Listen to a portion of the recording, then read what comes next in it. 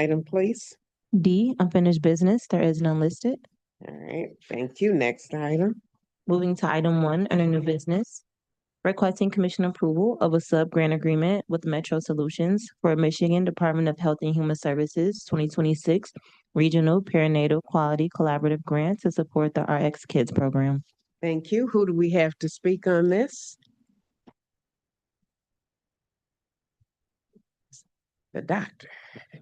Yes, hello, Dr. Asha Harris Martin, Wayne County HHVS Chief Programs Officer.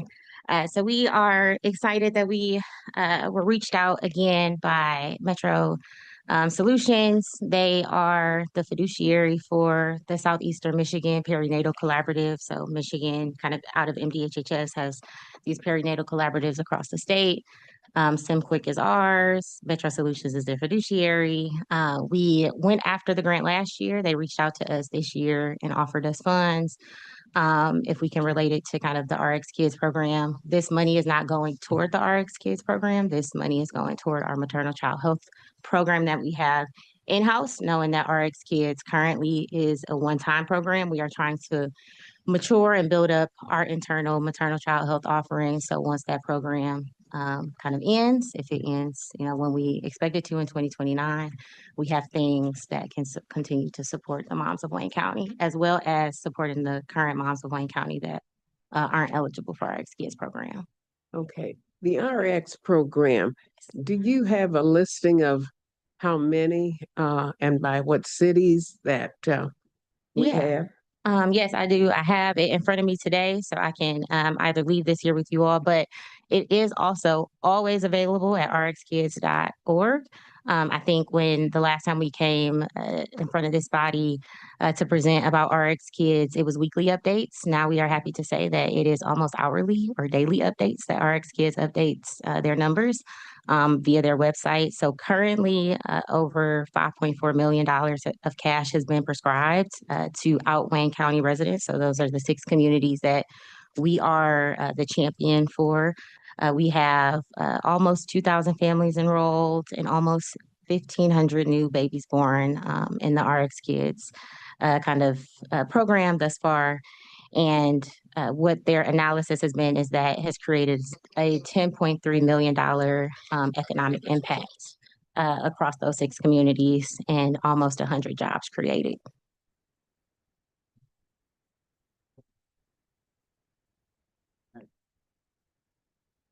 Sorry about that. No. Oh my God, I mean, where that came from. But anyway, okay, I know that we were in Hamtramck. I do a coffee hour every 4th Monday, and my staff went down to the health department, and there are some things that we have called your department on, so we're just waiting for some. Yes, I think my program manager that oversees the RX Kids program followed up with your staff. We reached out to that facility yesterday, and we put them in contact with RX Kids, they're working through their solution for that issue. Okay, all right. Just want to make sure that things are going smoothly. Absolutely. All right. Thank you both so much. Okay, Commissioner Baker McCormick. Thank you, Madam Chair. Mhm. So you indicated that 2,000 families have been serviced, and 1,500 babies. Yes, almost. Yes, Almost. it's 1,980 families to be exact, and then yes. Wonderful. Do we know what communities are like? I know you're going to send us the list, but the communities that are taking advantage of because we're only in 6 communities, right? Yes. Of those 6 communities, do we have like the communities that are most, taking advantage of the program? Is there like a breakdown or percentage? Yeah, so we have a breakdown based upon kind of the number of families enrolled, and obviously the largest of the cities enrolled from out Wayne County is Dearborn. However, RX Kids is doing another level of assessment. I think they were hoping to have it done by the end of this month, which they are looking over the vital statistics from the state and looking over birth certificates to see if, like, what the uptake is within the cities so that we can continue marketing. So I can't say that for sure today, but we're hoping to get that analysis so we can see if there's only 80% of families enrolled in Right. Hamtramck or, 75% enrolled in Highland Park. So we Right. don't know that quite yet, but Okay. they're doing that analytics on the back end. And that'll be great to see, because maybe we're not somehow getting the word out in some communities and they aren't really aware of the program. The grant that we're getting, I know you said it's not going to go directly towards RX Kids. But do we have any doula programs where we support training of doulas or any incentives for people to use them, or do you know of? I think Mhm. well, I don't know for sure of us training them. That is beyond my scope of work. However, I know through the WIC program, we do kind of provide doula resources for those that are interested in them because Medicaid kind of can cover the cost of some doulas. So Okay. they do provide that information and resources. In regards to us training and having our own doulas as Wayne County, I have not heard of that. I don't think we do. I don't think the FQHC does, but please don't, Mhm. quote me. Okay. Um, Mhm. I think there's still a lot of work that can be done across the state dealing like as it pertains to doulas and reimbursements, et cetera. But hopefully the things that are coming down the pipeline will increase that. Okay, thank you. Thank you. All right, thank you. Commissioner Marecki? Thank you, Madam Chair. And so there's no Wayne County monies in this, right? No, Okay. no And the matching. second one is RX Kids, like, are they monitoring anything with the health of these babies after they're born? Yes. Okay. Yeah, absolutely. So in Wayne County, it'll probably be another year until we get data on our end. Okay. There is a lot of amazing data coming out of Flint, and then a couple other smaller cities as it pertains to kind of infant birth weight, infant mortality, maternal mortality. So there are budding research papers and a ton that are out there dealing with like the family, the reduced number of CPS calls in some of the cities that, compared to those like kind of normal pre-RX kids.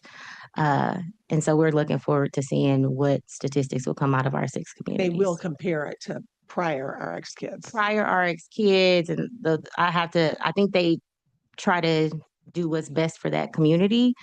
So it could be like a comparative case, but like if you have 100% uptake of RX kids, you don't really have like a comparative case because everybody's enrolled in RX kids. So yes, you compare it to years prior. Yeah. But if you have like a 75% uptake of those enrolled in RX kids versus the 25% not, then you can do some comparative studies there. So we'll have to see what data. Yeah, they even decide comparative, to but look you at. could also go back to prior years, numbers yes. to see what was going on. Mhm. All right, thank you. Thank you. Commissioner Killeen? Thank you very much, Madam Chair. So this is a grant kind of to support RX Kids programs. It's to support way it's- maternal child health, Yeah. broadly. What is the trajectory of funding for RX Kids? I know they've been out raising money themselves from foundations or whatnot. What does the pool of money look like for going into the future to support RX Kids? Yeah, so the way that they currently have it broken down, and we hope to bring it forward to this body probably within the next few weeks of an amendment. The 250 million that they currently have out of the state funding, the percentage has decreased in the amount of dollars that we have to bring to the table. So that provides as a benefit to us, obviously. And that's really the only pot. They are still trying to fight to get back the 17 million from the state TANF dollars, and then of course blend some other things. So But that money's not going to last another 10 no, years. so the goal of RX Kids right now is to last through 2029. Is what? 2029. 2029, okay. And so we're hoping to extend our contract, which will bring, to extend out to match the state funding dates. So what's Metro Solutions going to do to support this? They are just the fiduciary for SimQuick. So SimQuick is technically the perinatal collaborative. They host calls. It's a kind of like a coalition of all of those, across Southeast Michigan that are in the maternal health space. They host conferences, kind of like small webinars, kind of thought sharing. They're really like a convener of knowledge and like resources so that each other knows what services everyone offers in the maternal child health space. So we take advantage of that by participating in those calls. And then SimQuick, a few of the active members in the SimQuick kind of coalition, they provide grants to. So that's what this grant is. Okay, so that nonprofit is kind of spreading the word in terms of what resources are available Yes, that's pretty much, yeah. and more that moms have had in the past in terms of information. Yeah, and I mean they are what I would say is most of the maternal child health, at least the small community, and not small, but the community benefit organizations that I'm aware of, they are moms, so they are the voice of the community, and they will let you hear it. Because I think in our 6 communities, and I think in all the communities that have RX kids, pregnant moms are being made aware of that program right in the hospital. Absolutely, yeah. No, almost all the hospitals. My sister just had a baby, and I was there in the maternal health wing, and they had RX kids posters all over the place. So we're not missing anybody in those communities. We are hoping that we aren't. Yeah. And I mean, we have people that are not applying. Like I have another friend that is pregnant and she's like, well, I don't need this program, right? Because of my income, et cetera. And that's also the data that we're looking So this is forward going to to be the same understand. thing in the hospitals then, right? Mhm. That they will be given information, or somebody from the nonprofit might visit them and say, do you know this, and that is available to you? Is that the kind of thing? Absolutely, yeah. So we have, I think what we're planning, we had one in November when we launched, bringing together a lot of the partners across our community benefit partners across those 6 communities to inform them, share some best practices on how to help people enroll. We asked them like what they needed from us. So, there was a language that came up that we still needed Bengali information to pass out in Hamtramck. So we're just now kind of getting that published because it took a while, but we host those twice a year, and then quarterly we host calls with our kind of local champions is what we call them, and they are the people that we drop off a bulk of the material to and tell the smaller community benefit organizations to go So there. being around this, I want to ask a more general question. And of course, things will vary with different populations. Where does the United States stand with infant mortality and infant health? It's definitely lower than other high income countries, unfortunately. So there's many countries that have better numbers Absolutely. than we do. Yeah, I think Japan, the last time I looked was about 2 years ago, but Japan was higher. Yeah. Well, I'm glad we're getting into that space, as we say these days, more. Yes. Yeah, thank you. Thank you, Madam Chair. All right, thank you. Anyone else? All right, thank you. And thanks for those big flyers that you have. My staff is taking them around, posting them in stores and places. No worries, no worries. Thank Yes. you all for your partnership. So if any other community benefit organizations reach out for those 6 communities, please let us know. We do drop offs and we're happy to have a talk to them. Thank you so much. Thank you. Moved by Commissioner Kleen, supported by Commissioner Anderson. All in favor? Aye. All right. All right, motion carries. Next item, please. Moving to items 2, 3, and 4, requesting commission approval of Amendment 2 to a 3-year grant agreement with up to 1 2-year options to renew with the Student Advocacy Center of Michigan, United Way for Southeastern Michigan, and the City of Westland to amend the scope to reflect the state of Michigan's change in eligibility for child care fund services and continue to provide prevention services for at-risk youth through the First Contact Program. Okay, so we're doing 2, 3, and 4. All right. And Dr. Davis, Mrs. Davis. Good afternoon, Rachel Davis, Department Director for Juvenile and Youth Services. Portia Carlisle, Department Manager over, contracts. Paul Matz, City of Put your mic on, please. Okay, Paul Matz, City of Westland. okay. Yes. Jaylee Warren, City of Westland. And Stephen Smith, City of Westland. All right. Thank you. Go ahead, please.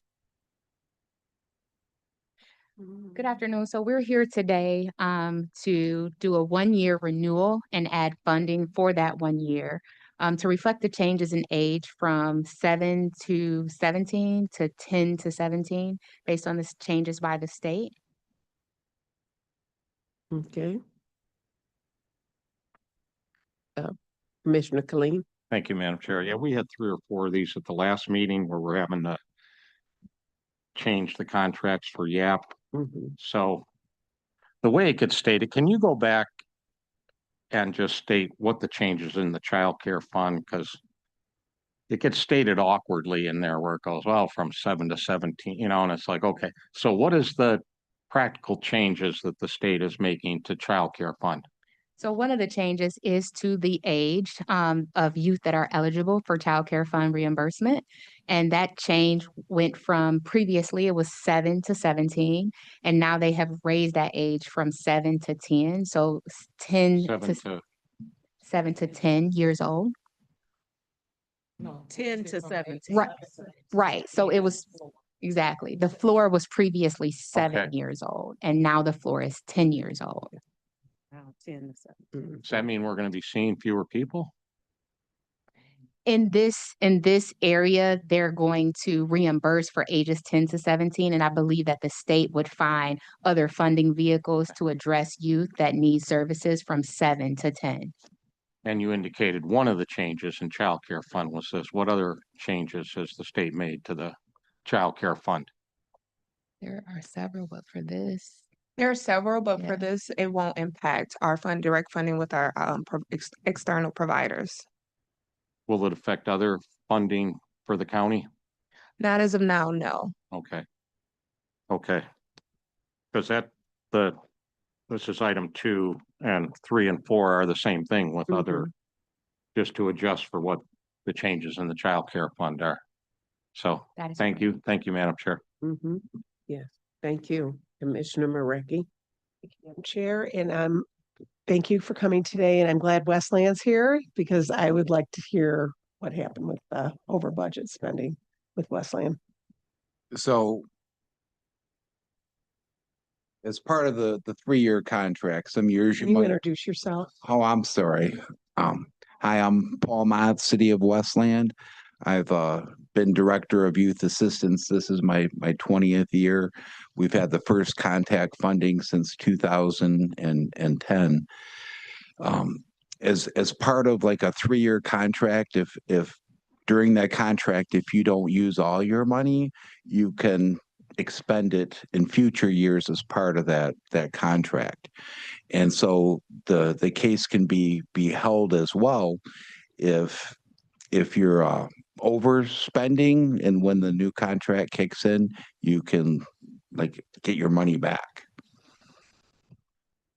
So this is how it went over $130,000. The contract spending, because with this new amendment, we're making up that 130,000 that was spent, right? Am I right, or am I reading this wrong? So our contract is $1.3 million a year. So if we've went over the 3.9 over the 3-year period, and then the 1 year first year of the 2-year extension is eligible, we'll be able to draw on that money because that's part of the up to the 5 years of service.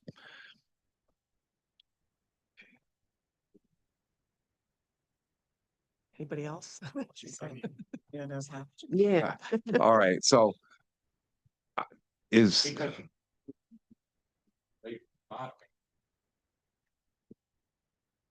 additional funding. The additional funding then.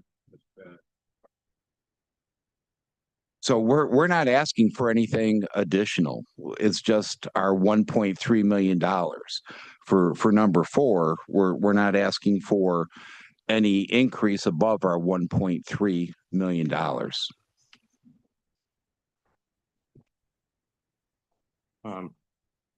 No. Because I'm looking at total amount has increased from 1.4, this is on item 2, to 1.8, 1.8.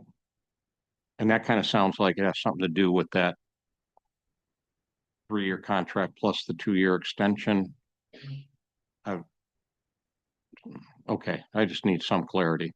Okay, so let me just go with one portion of what you said. We're only seeking to renew for 1 year at Right. this point in time, even though that there are other options to renew. We're seeking 1 year With no additional funding. with funding for the year. With funding Oh, for the additional. you're increasing it for the 1-year option that they're taking. Correct. Okay. Now it's a little clearer. Thanks, Madam Chair. Okay. Okay, I'm gonna have to figure this out after this meeting, because our record, our things are, our information's telling us that the city of Westland exceeded the authorized amount of the agreement by $135,000. So I'm just wondering why that happened. It looked like there might have been some problems on our end as far as computer type things, but that wouldn't make Westland not think that they were overspending. If we were having problems on this side, I could see how maybe we couldn't track it right. But why would Westland be overspending by 135,000? So I guess that's me too. Yeah, I don't know. So I am aware that there were some issues with the city being able to collect from the county. And I know at one point it was like 5 months behind. We're up to date except for April and May in terms of the city receiving the money from the county. okay, you know what? I'm done. Yeah. Oh, did you guys have anything else to say? Yeah. I was just gonna say that we have the finance director or the treasurer, right? Oh, I'm sorry. I didn't realize you had He's- hands. I'm sorry. Steve Smith. That's Oh, right. okay, I heard you, but I couldn't hear you on interview, so. Thank you, everybody. Yeah, my name's Stephen Smith from the City of Westland, the finance director. So I think help me out, Paul. So if we overspent in the previous year, then that would be just less that we draw on the following year Correct. on the grant that we're asking for the extension on. Okay, So all right, maybe, can we hear from Felicia? Yeah. So through the chair to this honorable body, part of the issue is that the timeliness of when the contract or the modification, right? So they haven't stopped services. Services have continued. So from the first modification, there was, and I don't know the amount, they were authorized to spend X amount. Because they've continued and they don't have a contract, they've actually overspent by a certain amount. But that doesn't take the contract over the overall amount. That just means that, one, we probably have to write a check to them at this point because someone hasn't received payment, but they've continued to provide services. So it's just a matter of being retroactive. When they don't come to you timely, then services continue without your authorization, but they're technically not authorized. But once you approve it, they'll all catch up and the numbers will fall in place. Okay, but that 135,000 will come out of this new amendment, right? Because they Yes. overspent the Yes, yes, yes. So they 135,000. overspent because of the last contract because they weren't authorized. Right. Yes. So yes, so So it does will come everybody out know of that this. happened? No, because Yes. Because it doesn't seem like anybody knew that happened, but okay, I appreciate that. Thank you. Okay. Thank So I think it's important for us to, like, when we're providing services to families, it wouldn't be good for them if we just ceased services. So I do let our finance department know the importance of continuation for the families as well as our reputation. We don't want to just say, hey, the money ran out. I think one of the questions earlier, is there going to be a difference between us not serving 7-year-olds to 10-year-olds? Well, what we would try to do for the younger kids, and I'm seeing some younger kids now, Right now, they're unfunded. We're still providing them services. Previously, we would be able to put them in 1/10 mill funding, but I'm still kind of waiting to hear how that's gonna work out. So, but we don't like to say no to our families. We've never denied services to our families. Okay. Commissioner McCormick and then Commissioner Peterson. Thank you, Madam Chair. So that is the question that I had, was the 7-year-olds to 10. Do we know how many youth that this will impact, that 7 to 10? It probably wouldn't be more than 20. Okay. And I guess I guess that seems so young to be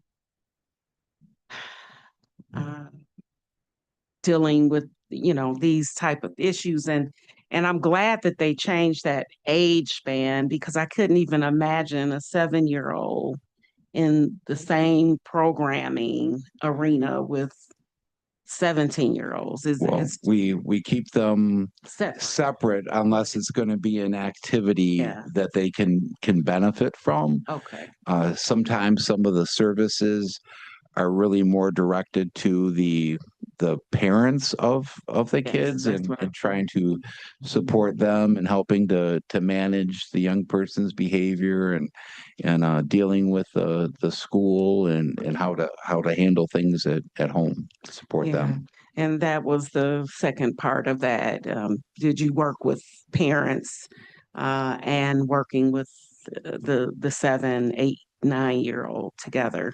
So Yeah. I will say this: we do our very best to engage the parents and guardians, and believe me, there's a lot of guardians raising their grandkids, and we have great grandparents as well. Mhm.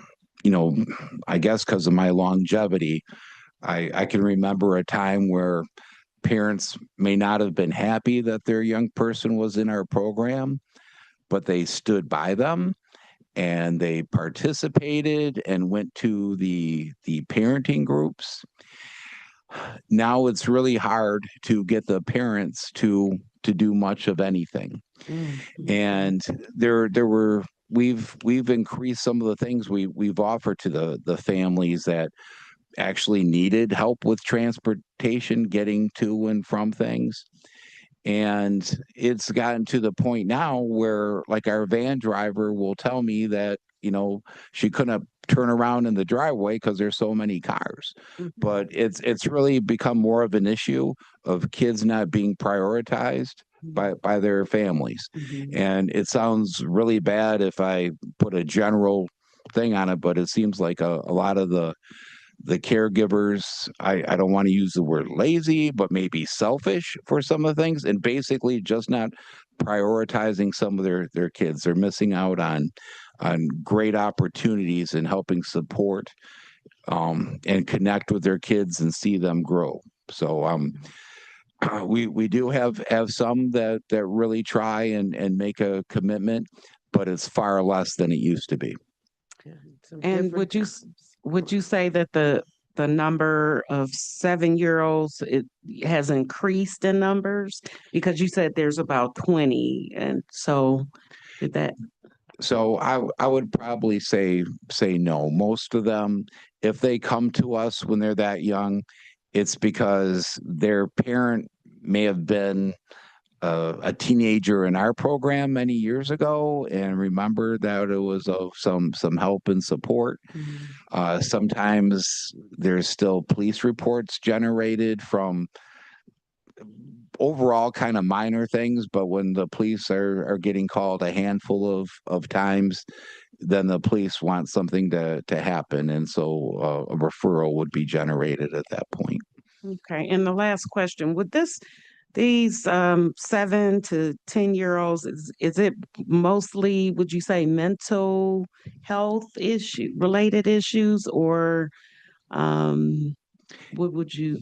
So it can be like a little bit, but not always. So it can be, but I think it's important if we have a chance to, kind of catch them when they're younger, correct some of the minor stuff, helping the adults really what to focus on and what we're looking for growth, because ultimately all the kids are going to make a mistake, but it's how we choose to respond. And I think one of the things that's really important that we've lost sight of is helping to hold kids accountable. And so I kind of feel that we're kind of failing as a society to do that as much as we should. Thank you, Madam Chair. Thank you. Thank you. Peterson Mayberry. Thank you, Madam Chair. And so this is hard work, right? This is really hard work dealing with young people when you only have them for a period of time, if they're going back home to situations that aren't enforcing what you're teaching. And so I'm wondering, to my colleague's point, what are the creative ways, if that entire ecosystem is required for transformation of behavior from these young people? How are we thinking differently about, because I mean, if you're a parent and you're saying you have to do parenting classes, no parent just thinks they're just a bad parent, right? So even what we call it, mental health, people, there's a stigma tied to that too. So I'm hoping that if the end goal is to get transformed behavior from these young people, that we're thinking more creatively about getting parents involved in what it takes. So are there partnerships with schools, because schools have them more oftentimes than they're even at home outside of the summer? But are there partnerships with schools so that these young people who have been identified are getting consistent help in school and after school with these after school programs? So sometimes, kind of like with us, sometimes the family feels it's a adversarial relationship with the schools, and sometimes the parents will defend their kids to the utmost, to the end, even if it's on videotape. So we do try to engage the families, and we help them. And I brought one of our case managers, Jaylee, here today, and she's been doing this work for 3 years. And so she goes to the schools and checks on the kids and is pulling their attendance and their behavior records, and then is meeting with the youth and family, and will go to their homes if necessary, to try to support and encourage. A lot of times it's easier to deal with the kid because the parents can make themselves unavailable.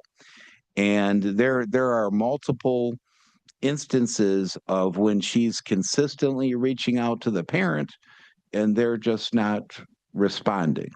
So it's an uphill battle. I know some of our schools in Westland and Livonia that we visit, they're so oftentimes they're so very helpful in wanting to provide support. So we try to encourage the parents to keep involvement. Sometimes if it involves like, hey, I think your kid needs to get tested through the school, but you're going to have to put it in writing. So sometimes we'll kind of coach the parents the best way to get some of their child's needs met. Yeah. So. Okay.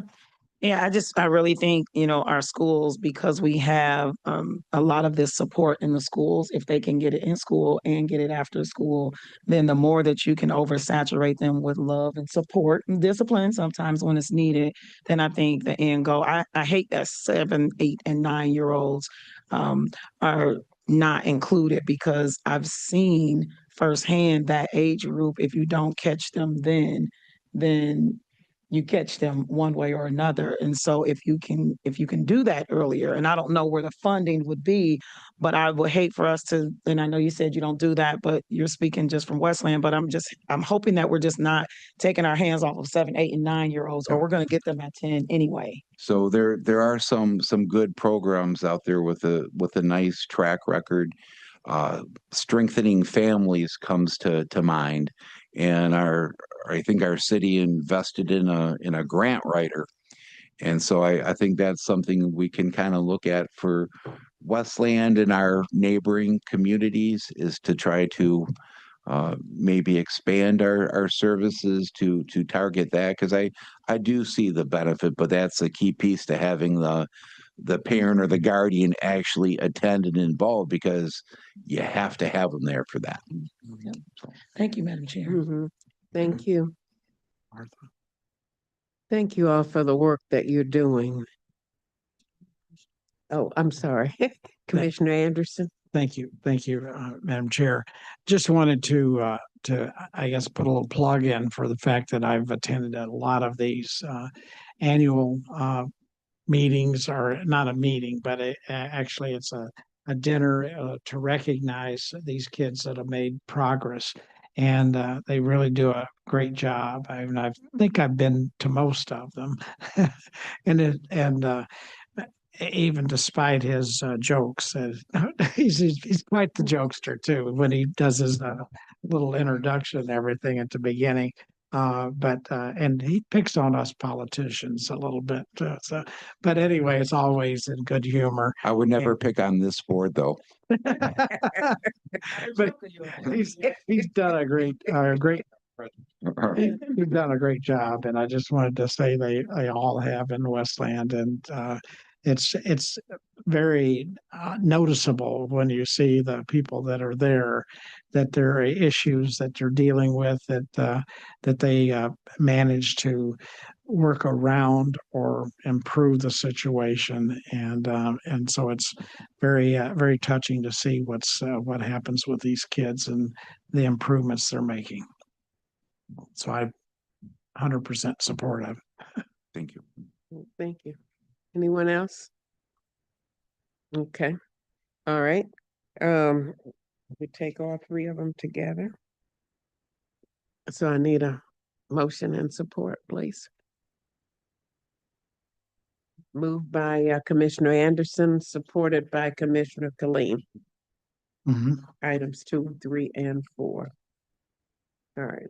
Thank you. Thank you all. And thank you for what you're doing. It's a different time, but we have to just kind of work with it. Thank you. We need a vote. Okay. Oh, wait, I'm sorry. Got carried away.